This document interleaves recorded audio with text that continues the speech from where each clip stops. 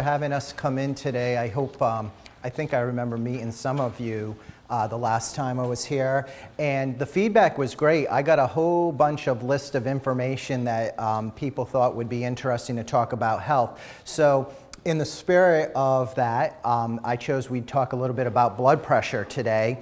But I did get a long list from everybody, want to talk about diabetes and heart issues and so forth. So what we'll do is I'll just stick to your list since it's what you're interested in.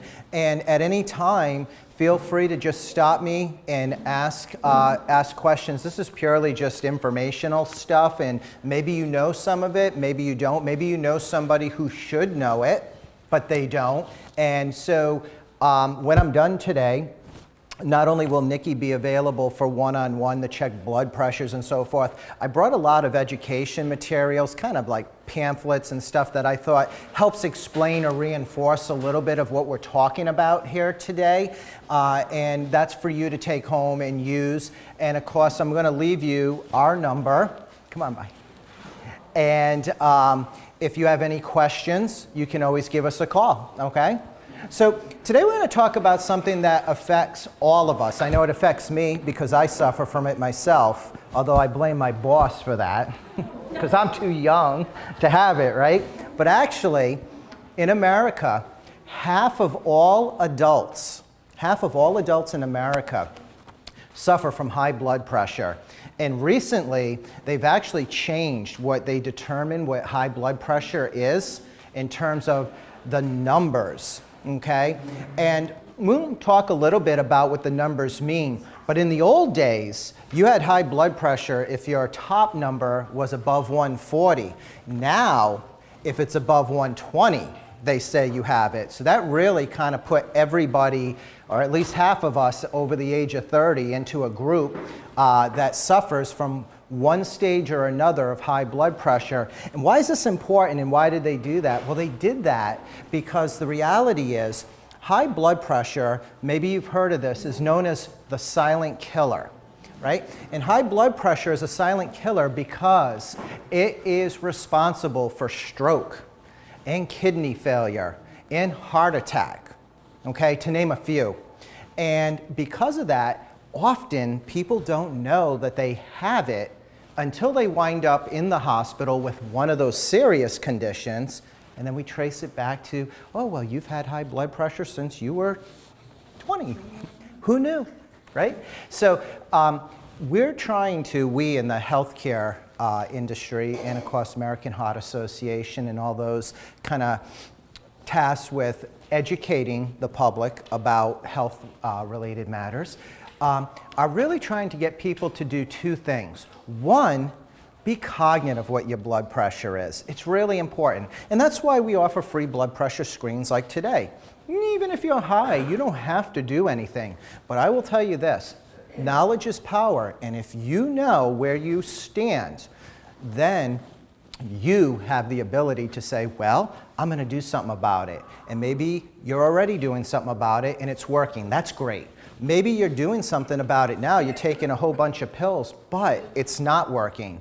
Well, guess what? Just because you take medication for blood pressure, if it's not working, you're still at risk for heart attack, right? And stroke and kidney failure and everything else. So we want to make sure that everybody understands the first line in helping you keep healthy is to know where your body is. And that starts with your blood pressure.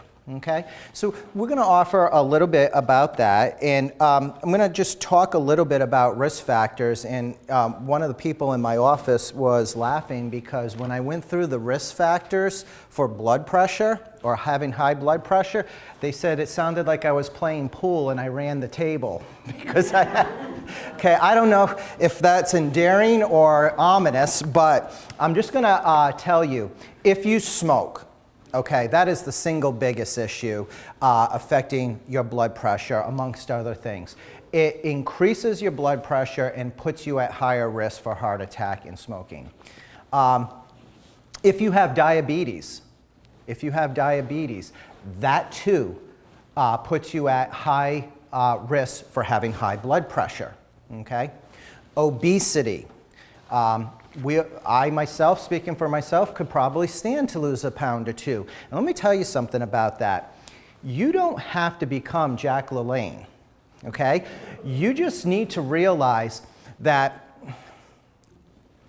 for reasons that are a little bit complicated, and we'll just put it at this, to push blood through fat in your body takes a lot more work than to push it through lean muscle or even through your bones, okay? So even if you lose 10 pounds of weight, you will go a long way in reducing your blood pressure, particularly that top number.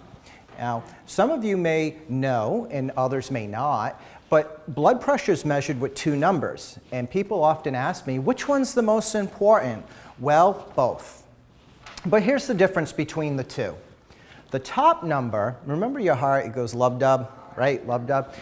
The top number is the lub, and the bottom number is the dub.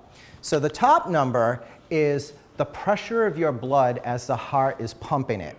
Then when it takes that pause and breaks, that bottom number is what we call the mean arterial pressure, the pressure that's always in your blood system. Does anybody know how many miles of blood vessels you have in your body if you were able to lay them all out? What do you think? 100. Over 6,000. If you were to take all of your capillaries, which are the little micro blood vessels that are surrounding every cell in your body, and laid them out, you can go across the country and back.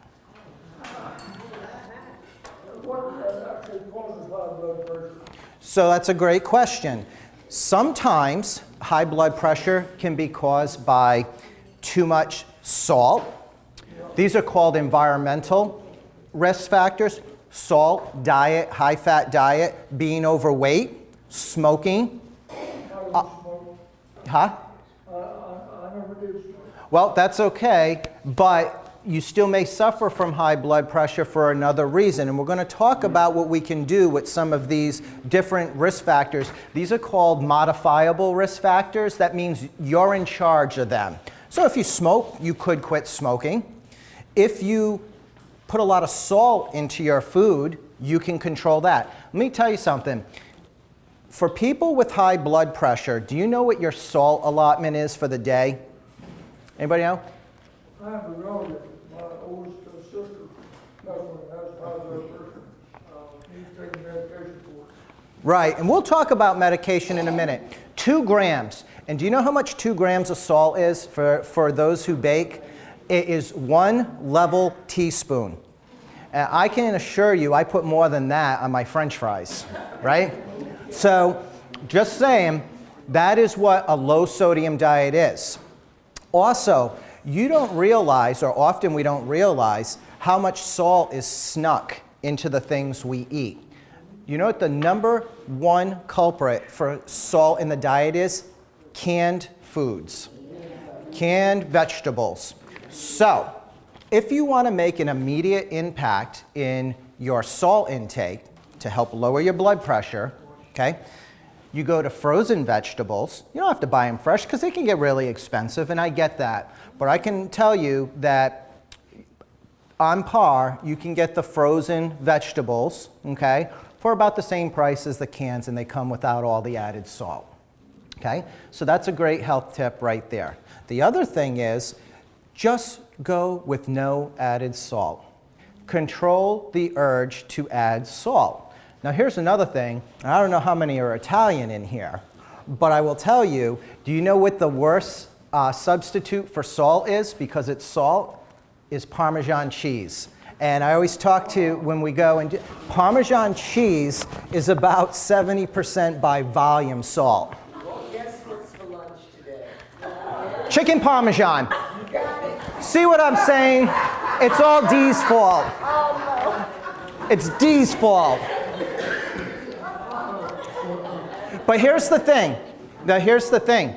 Chicken Parmesan, quite honestly, is not a bad dish. And I'll tell you why. Because It does have the Parmesan, and that has salt in it, and it has tomato sauce and all of that. Here's where it gets over the top. If you get your chicken parm and then you decide to trawl on a whole bunch of Parmesan cheese on top of it.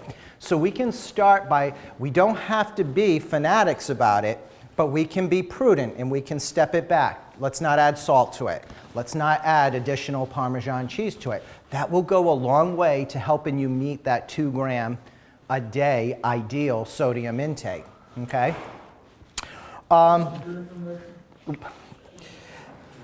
Things that,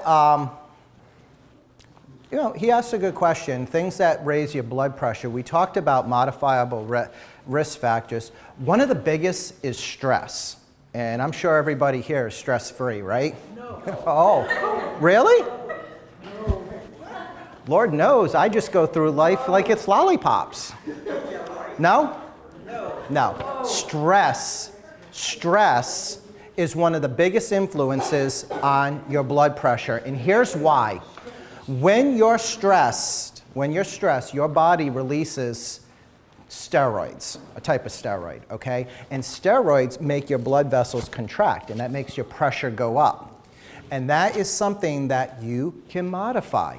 Stress relief can come in a lot of different ways. It's great to get out in a group and socialize, but sometimes it's really good to sit peacefully with your own thoughts for a few minutes a day and not worry about everybody else's problems, or maybe even your own, and just appreciate the day the Lord gave you. Right? Okay. Obviously, there are use of illicit drugs. Not saying that that applies to anybody, but that is a significant factor. When I used to work in the emergency room, and it's a real tragedy, just share it, a lot of the youngsters, the teenagers that would come in, one of the problems we face when they overdose with drugs is, yes, their pressures go down, but if you can stabilize them, then they have what's called rebound hypertension from the medication. Their pressures go up. It's real bad stuff. Alcohol. Now, I'm sure Miss D's not serving wine at lunch, because if she is, I'm staying with you all. Just saying. But alcohol in moderation, key word being moderation, is okay. Here's what the American Heart Association says about alcohol. 1 drink, if you're a lady, per day. And 1 drink, by the way, doesn't mean a beer stein. It means a 4-ounce pour of wine, okay? Or 1 jigger of brandy or something like that in your mixed drink, a small amount. If you're a man, hey, you get 2. Because on average, men are a little bit larger and they're able to process it. But alcohol itself, long-term use leads to hypertension, okay? It also, for a lot of reasons, we'll leave it at that. Alcohol use is something. Something that's really prevalent, and people should know about it, and I don't want anybody to shout out and say, yeah, that applies to me, but people who suffer from depression, and their doctors put them on antidepressive medication. Antidepressant medication can cause hypertension, okay? So, if, and again, no hands, don't want to know, but if you happen to be an individual who takes, for medical reasons, antidepressant medication, you really need to be watching your blood pressure. And if your blood pressure is high, you need to talk to your doctor or your nurse about that, because there's ways we can manage that, okay? And unfortunately, like everything else with drugs, it's usually with another drug. However, the risk versus the benefit is on the benefit side with that, because having a stroke is far worse than anything else really that you're going to suffer with, unless the depression gets extremely out of control. Half of all Americans, do you know what the chief complaint of people over the age of 65 is? The #1 complaint? Pain. Everybody, my back aches today, my wrist hurts today, my knees hurt today, this hurts today, that hurts today. And everybody can bop over to the drugstore and buy ibuprofen, Advil, or Aleve, or Naproxen. These are medications that cause or can cause hypertension. So if you have hypertension, you need to be speaking to your doctor about alternative medications to treat arthritis or back pain or whatever. And that is up to your physician to discuss with you because there may be contraindications for those medications. But I will give you an example. Acetaminophen, Tylenol, does not. Ibuprofen does. So these are the type of things, unless there's a contraindication to using Tylenol, that might be something you want to discuss with your doctor using instead of the ibuprofen or anything else. And then lastly, some people, particularly at this time of year, see a doctor, and often it's a different doctor than their primary care physician because they have allergies or they have chronic back pain or shoulder pain, and they get injections of steroid. Remember we said steroids can raise your blood pressure to high levels. Often the doctor who's providing those injections or providing you with the prescription for those steroids is not your primary care physician who might be treating you for blood pressure, so he or she may not be aware that you have hypertension. And that's something that you need to discuss because once again, what's the point of taking the medications if it's not going to do anything? Because all medications have side effects, right? So we can talk a little bit about that, right? For people who take medication for blood pressure, some are water pills, right? And then you're constantly running to the bathroom. Well, think about this. Let's suppose you're taking steroids, and so those water pills aren't bringing your pressure down, but you're still running to the bathroom. Well, what good is that, right? So these are the type of things that your doctor, nurses like Nikki, can help sort out for you. We call it medication management and get you back on the correct path to being able to manage your hypertension and lower your risk for heart attack, lower your risk for stroke. And then the other thing that kind of goes hand in hand with it a little bit is low-fat diet. Why? Because sodium, which is the chief component of salt, gets stored in fat tissue real easy. And so the more you eat and the heavier you are, the more sodium you retain. The more sodium you retain, the more water you retain. The more water you retain, the higher your pressure goes. Okay, so it's sort of a domino effect. Exercise. Now, I don't advocate anybody who doesn't go to their doctor and make sure they have a clean bill of health starting a gym membership. However, I do advocate you going to your doctor and getting a clean bill of health and starting on some kind of fitness program. Today I know Melissa Markey and her team are coming from Westminster to talk about healthy activities and exercise. You don't need to run in the Richmond Marathon, but you can get up and walk around the parking lot. You can choose to, if you don't use an assistive device or whatever, you can choose to use the stairs to go up one flight of stairs instead of the elevator if it's safe. There are things you can do. The key word is not be sedentary. Okay? I want you to get up and move around, and even if it's just to walk to the next building and back, or it's to walk down the hall and back, whatever you can do. Even people with heart failure, we measure them in 20-foot increments. Can you walk 20 feet today?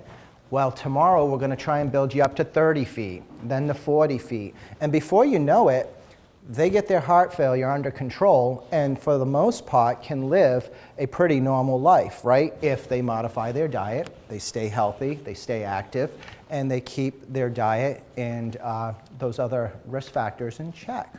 Right? So these are some of the salient or most important things about blood pressure. What I can tell you as a nurse myself is most people don't know they have high blood pressure. Half of everyone does have high blood pressure, and half of the people who are being treated for high blood pressure, the treatment's not being effective. You're taking the pills, and I can guarantee you, if I took half the people on blood pressure medication in this room, And I said, okay, maybe there's 10 of you. I can guarantee you 4 or 5 of them are still going to be hypertensive even though they took their pills this morning. Well, I don't understand that. My doctor's had me on this pill for the last 5 years. Yep, but just like we change as we age, so do these disease processes change. And that means we need to have frequent check-ins with our physicians and frequent changes to our medications to make sure they're not giving us unnecessary side effects, and more importantly, that they're being effective for us. And that's what health screenings are a great opportunity for. You can pop in and say, hey, I haven't checked my blood pressure in 6 weeks, 6 months, 6 years. Let's see where we're at. Okay, does this surprise you or does it not? And then you decide what's right for you. Question. Yep. Is there a better time than not to check? I have a little wrist monitor at home. And I Yep. check Yep. mine. Is there a better time, like before food, after food, before? It's a great question. The time that you check it is not nearly as important as the consistency of that time.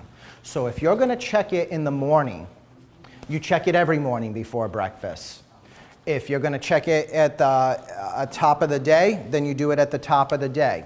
Checking it after strenuous exercise is always going to elicit a higher blood value, so you want to have it at rest. So after you get up, moving around, or you've been in a chair for a while or whatever, maybe you take a nap in the afternoon. So you get up, and 20 minutes after your nap, it just becomes part of what you do. The important point is that you check it at the same time, okay? Because there are too many variables throughout the day that can give you an off reading. But if you check it every day at the same time, after about a week, you kind of have an idea. The other thing I wanted to say, I forgot, I was looking at my notes when I was answering that, was for people who take blood pressure medication, often those people are taking other medications for other things, right? It is best to do 2 things. Most blood pressure medications are taken once a day. There are exceptions. But by and large, you should take your blood pressure medication in the morning, and you should take it separate and apart from your other medications. And here's why. Because there are a number of medications out there that inhibit the effect of your blood pressure medication. Some are prescribed, and some are taken over the counter. So let me give you an example. Some individuals might take a calcium supplement. Some people, especially ladies, right? Some take a magnesium supplement. Calcium and magnesium inhibit many of the classes of blood pressure medications from being absorbed. So you get less than that dose that you would otherwise be taking. The other thing that's really important to keep in mind is if you take a fiber supplement, whether it's Metamucil or Citracil or Fibercon or whatever it is, you never take your medication with it. You need to either take it 2 hours before you take your medication, or you take it at least 2 hours after, because those type of fiber laxatives tend to bind up the pills in your belly and prevent them from being absorbed. So when we say half the people we look at that have hypertension that are being treated for it and are still hypertensive, most of the time it's not because the doctor has them on the wrong medication, it's because that medication isn't being fully absorbed. And we try and sort that stuff out. So that's really important. And I have handouts because I know this is a lot of information, so I put it here. I'm going to put out a bunch of handouts, and we'll be in the back to assist you guys. If any of you want to come in for a blood pressure reading or talk about a health-related issue, we'll be here for about another hour, something like that. Does anybody have any questions? No questions? You guys are all, yeah. How do you stay on your medication, your blood pressure medication? How long should you stay on it? I mean, Most people who are on blood pressure medication are on it for life. Okay? There are some exceptions, particularly when you're younger. If your blood pressure is environmental because you're obese and you lose a lot of weight, you can wean yourself off. But the problem with blood pressure medication is after a while, your body becomes dependent upon it. Okay? Anything else? Why is it that when you go to the doctor, your blood pressure go up? When what? If you visit your doctor, your blood pressure go up. So- because you got something to tell them you don't want to. That's actually interesting. That's called white coat hypertension. And remember we talked about if you take steroids or things that help make your adrenal gland pump out some chemicals. When you're in a stress situation, your body puts out steroids. And remember we talked about how steroids, whether it's medication or from your body, will raise your blood pressure. So if you're the type of person who gets nervous when they're coming at you with a needle or anything else, that can cause that. And that's why it's really important, to Dee's point, to be able to check your own pressure every day at the same time every day. Okay? All right. You had a lot of recalls on blood pressure Yeah. this year, and that was on both of them. Yeah. But then my doctor asked, was it a, Oh, on the medication. Yeah, so was I, the on Diavan. the third one she gave me? I said, well, look, do I need to stop taking this? She said, you're not, that's called, some of them people are getting cancer from, but I'm still Yeah. kind of scared. Yeah. So here's what I would say, and I'm no friend of the pharmaceutical industry, and I was in your shoes because I have hypertension, and I take the medication she's referring to, and I was livid, and there's some people from Westminster who can probably see that. And I called the pharmacist and the doctor and wrote him the riot act. But the truth of the matter is, they didn't know any better either. But here's the point. You're far more likely to succumb to a stroke or a heart attack or kidney failure or heart failure from having prolonged high blood pressure than you are from the chemical causing that. Now, what they've done is they've taken those drugs off the market, and it's not even the drug, it's just where it was manufactured. These were drugs that were manufactured in China under a different name that had in their processing a chemical left in them. The drugs on the market that your physician are prescribing, at least by government standards, are safe. Every medication has a risk and a reward. And that's for everybody to decide on their own. I'll take one more because I know they have to come on. Yeah. That Varsartan blood pressure Yep. medication, Yep.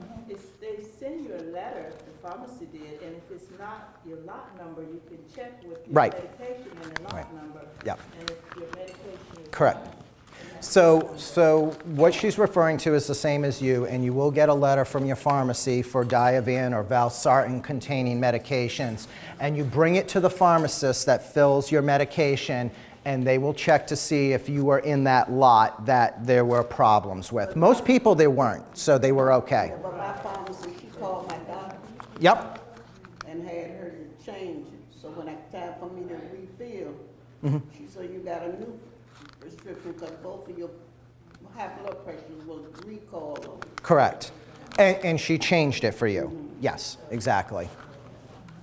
Okay, go ahead, one more.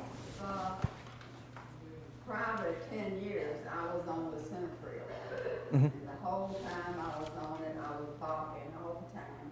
Not only barking, but my whole head felt like it was full of stuff all down in my teeth and everything. Yeah. It was terrible. And finally, they changed my medication. Oh, brother, it's all the difference in the world. Yeah, and a lot of times that's what it comes down to is not everybody reacts to the same medications the same way, but the problem itself needs to be addressed, otherwise bigger problems will come about, okay?